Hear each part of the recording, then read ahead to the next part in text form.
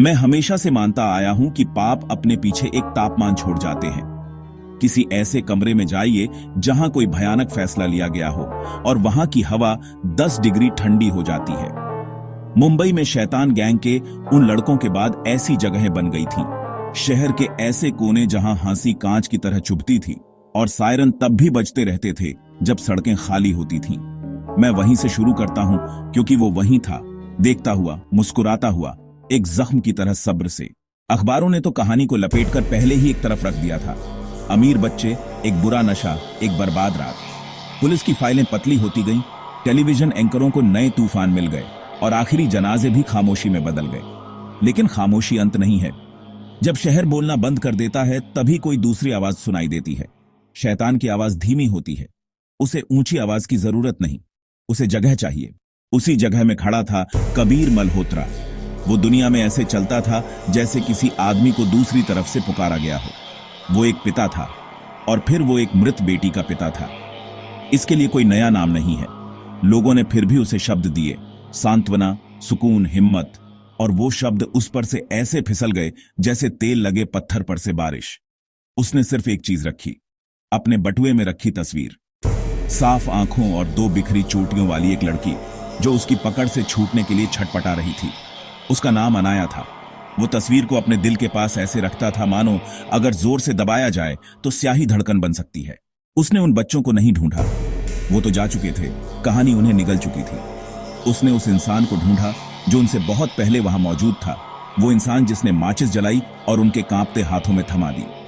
इसकी शुरुआत एक ऐसे नाम से हुई जो हर सवाल से बच निकलता था, डॉ.आर. वर्मा, मनोचिकित्सक। वेटिंग रूम हमेशा भरा रहता था और मरीज हमेशा जवान होते थे। उनके माता पिता उसे मसीहा कहते थे। वो उन्हें उनके पहले नाम से बुलाता था और उन्हें ऐसी दयालु आंखों से देखता था कि वे अपने राज रखना भूल जाते थे। कबीर पहले डॉक्टर से नहीं मिला, वो घर से मिला।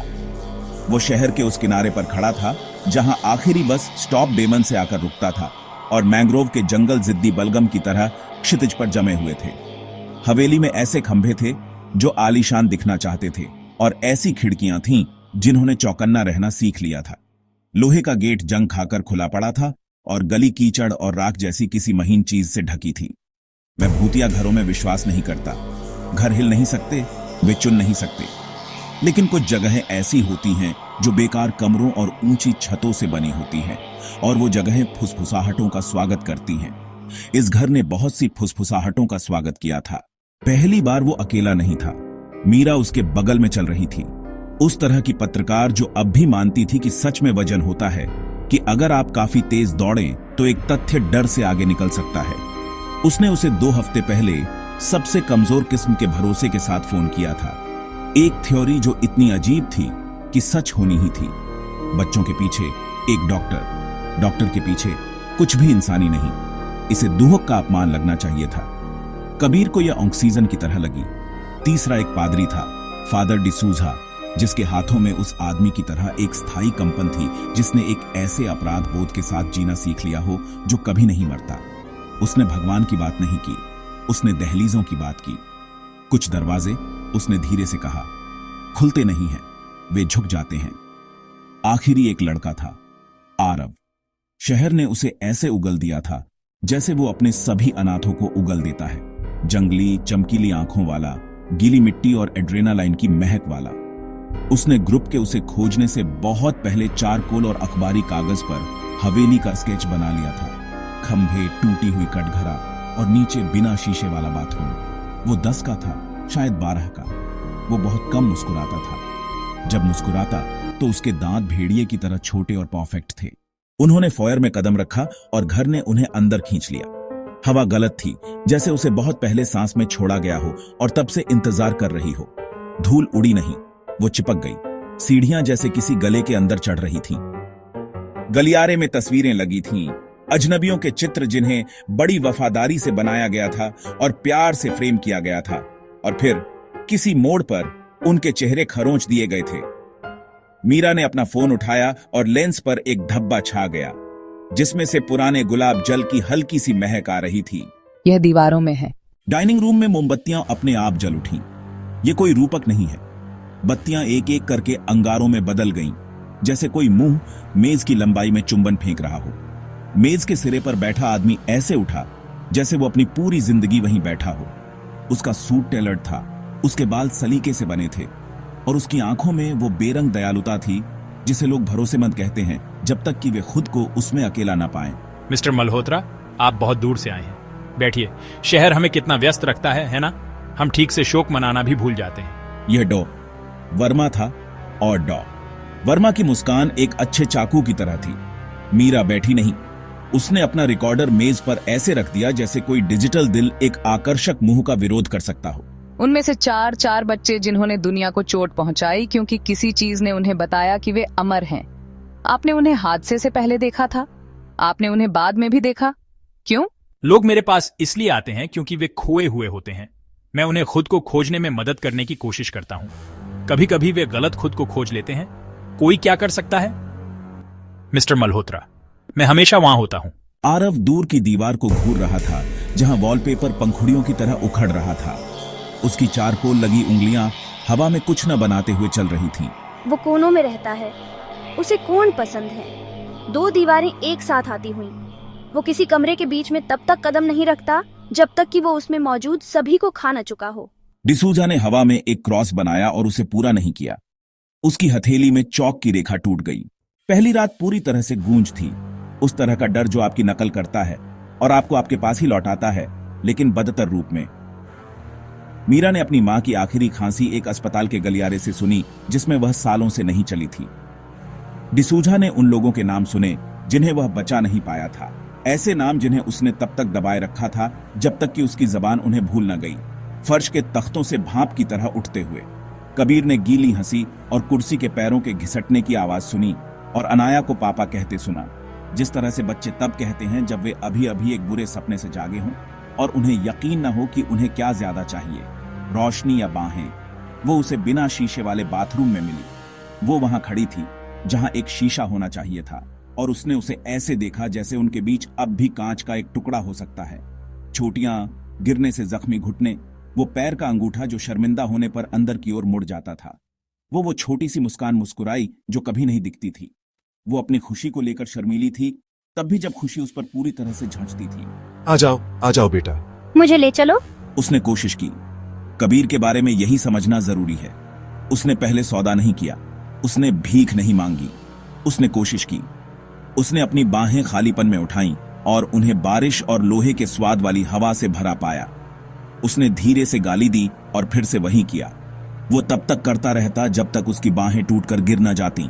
अगर उस आवाज ने उसे दरवाजे पर वापस न खींच लिया होता जैसे चुंबक लोहे के बुरादे को खींचता है। मिस्टर मल्होत्रा, गलियारे से डॉ वर्मा ने कहा, आप जानते हैं कि हर कीमती चीज की एक कीमत होती है। मीरा की रिपोर्ट घर से कभी बाहर नहीं निकल पाई। उसने एक ऐसी औरत की तरह लिखा जो आग से पहले बाल्टी से, फिर धुएं से और फिर एक प्रार्थना से लड़ रही हो। शब्द टिक नहीं रहे थे, वे रिस रहे थे। उसने टाइप किया और खून ने चाबियों को छुआ, नदियों में नहीं, छींटों में नहीं, बल्कि जिस तरह भोर में ओस घास को छूती है, अटल, अंतरंग, सटीक। अक्षरों ने खुद के छोटे लाल बिस्तर बना लिए और सूखने को तैयार नहीं थे। वो चाहता है कि मैं इसे खूबसूरत बनाऊं। वो चाहता है कि दर्द सुंदर लगे ताकि लोग पढ़ते रहें। उसने उसकी बात मान ली। यह उसकी एक और प्रतिभा है। वह जबरदस्ती नहीं करता, वह आमंत्रित करता है। टाइपराइटर ने दबी हुई श्रद्धा से उसकी आज्ञा मानी। उसका कैरेज पन्ने को चूमता, उसका रिबन म्याऊं करता। जब मीरा ने हटने की कोशिश की तो चाबियां उंगलियों की तरह पहुंची और उसकी हथेली को तब तक सपाट दबाए रखा जब तक कि हड्डी ने अपना नाम नहीं लिख दिया। बस करो, कबीर ने कहा, उस मशीन को उस गुस्से से तोड़ते हुए जो एक पिता को तब आता है जब भाषा उसका साथ छोड़ देती है और टाइपराइटर एक बिल्ली के पक्षी को निगलने जैसी धीमी मशीनी हंसी हंसा। अगली रात डिसूजा की मौत हो गई। मैं इसे स्वाद के लिए नहीं बताऊंगा, मैं इसे सच्चाई के लिए बताऊंगा। वह बिना चैपल वाले चैपल रूम में गया और घमंड के लिए प्रार्थना की, अपने शैतान के नहीं, और यह सोचने के लिए माफी मांगी कि जहां दीवार थी वहां वह एक दरवाजा हो सकता है। उसने अपना कॉलर उतारा और उसे फर्श पर रख दिया, क्योंकि एक पल ऐसा आता है जब एक आदमी सिर्फ एक आदमी बनना चाहता है। कीलें लकड़ी से धीरे धीरे निकली जैसे दांत मसूड़ों को छोड़ते हैं और तख्तों ने उसके लिए एक मुंह खोल दिया। उन्होंने काटा नहीं, उन्होंने पकड़ लिया। उसने सहज रूप से अपनी बाहें उठाईं और शहतीरों ने उसका स्वागत किया।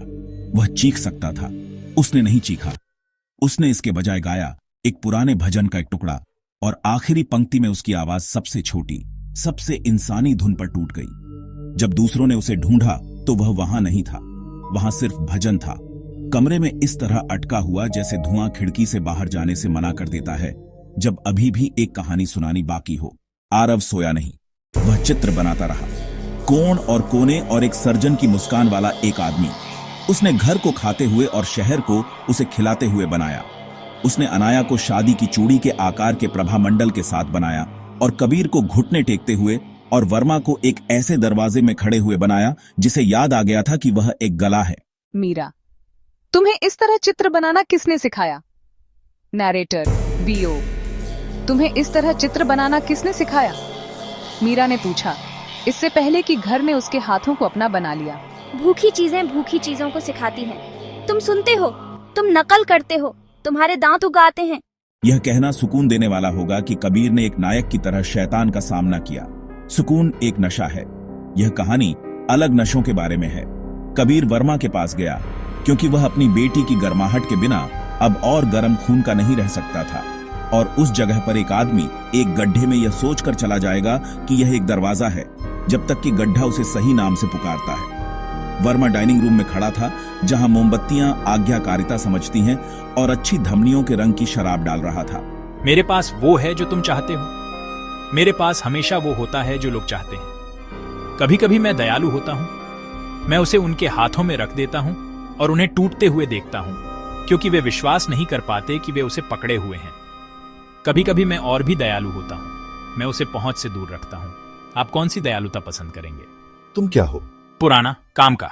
उसने तब कबीर को कुछ दिखाया होगा क्योंकि अगली चीज जो कबीर को याद थी वह एक गंध थी, धुएं की नहीं, खून की नहीं, बल्कि सौंधी मिट्टी और शैम्पू की, और शाम के स्नान के बाद एक बच्चे की गर्दन की गंध।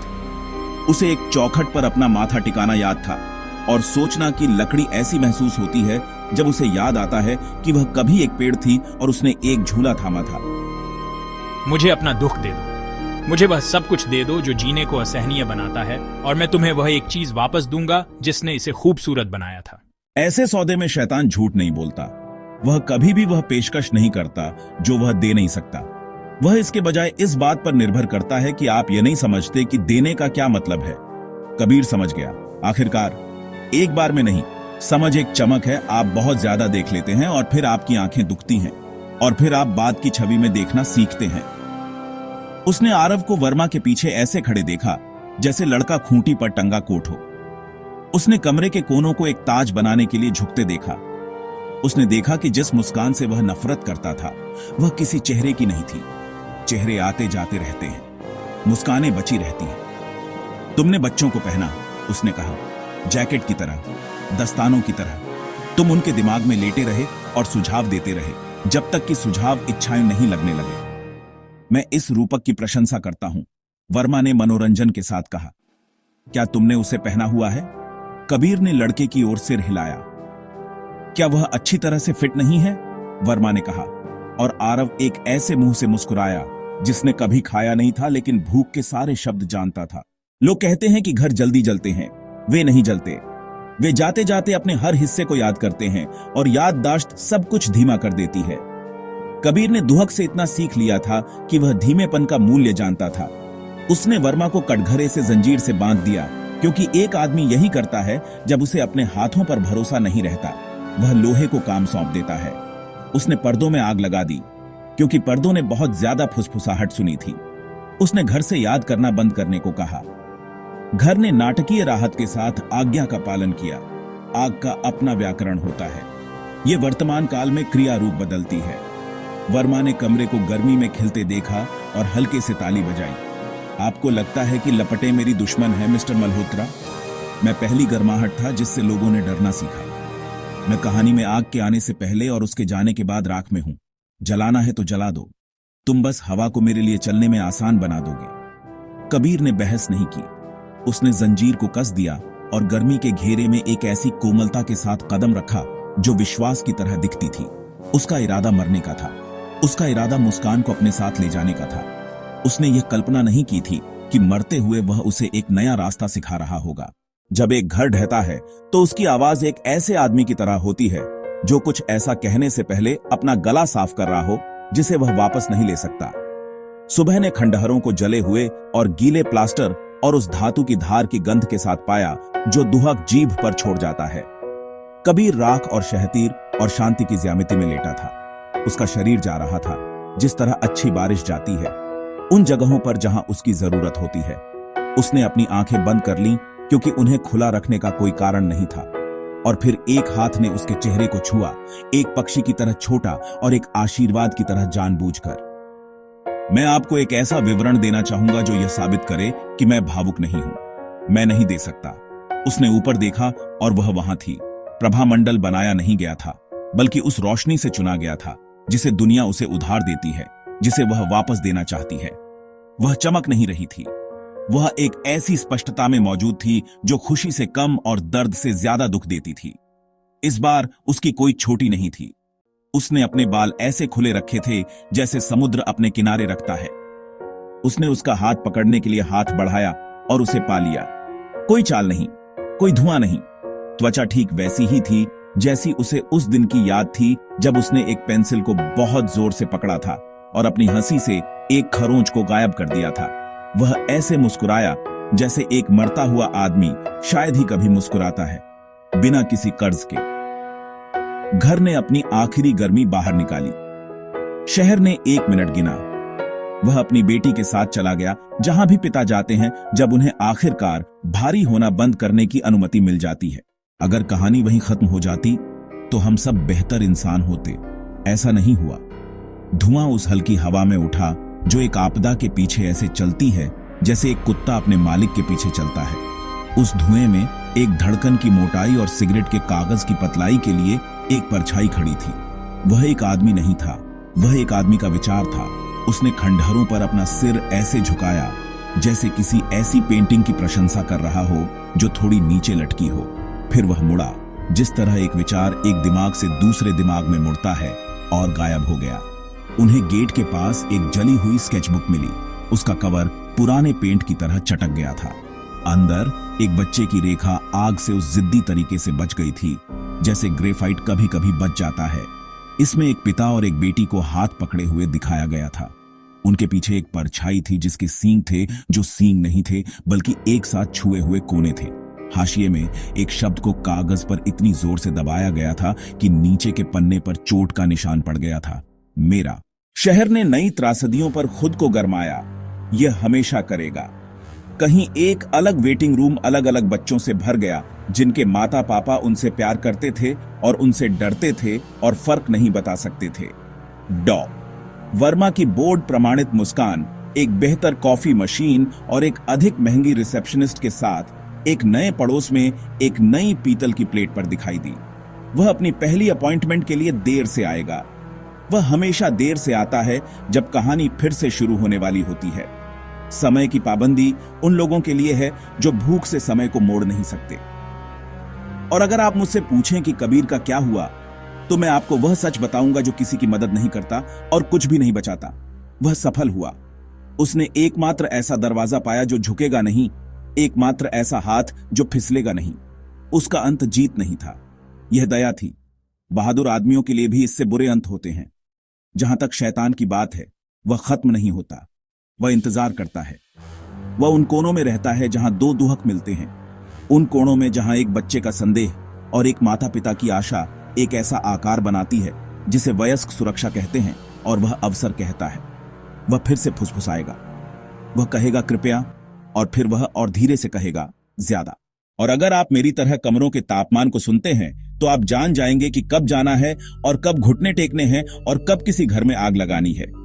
शहर थोड़ा ठंडा हो गया है, ज्यादा नहीं, इतना कि सुबह सुबह सांस दिखाई दे जब समुद्र ने अभी तक यह तय नहीं किया है कि रोशनी को किस तरफ खींचना है।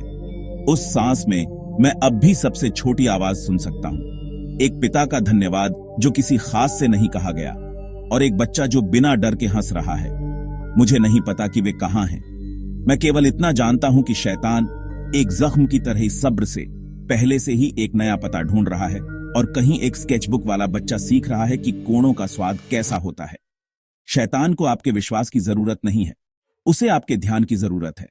अगर आपको और कुछ याद न रहे तो यह याद रखें, कहानियां खत्म होती हैं, उनके अंदर की चीज नहीं।